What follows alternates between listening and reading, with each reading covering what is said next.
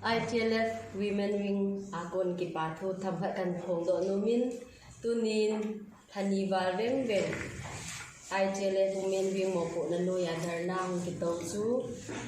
achi hazingin tu ni jana panin la nu te ho zo si chunga ki pathu ka in sei ma ba na zong ichi ta bang to gon ho hi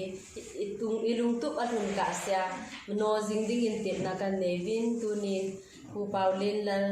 cycle emle pa zong to na ho munthuma o mahincha hungin eung visit na banuwa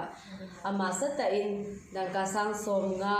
ehin pivin ITLF Women Wing mancha ding in chi ama chunga ki pathu sang ta kan phungin abana zong ki thokom jingutin imun cha nu te zong ting le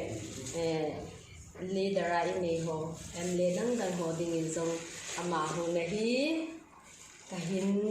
ki pa bin adang ho zong tin na kan nei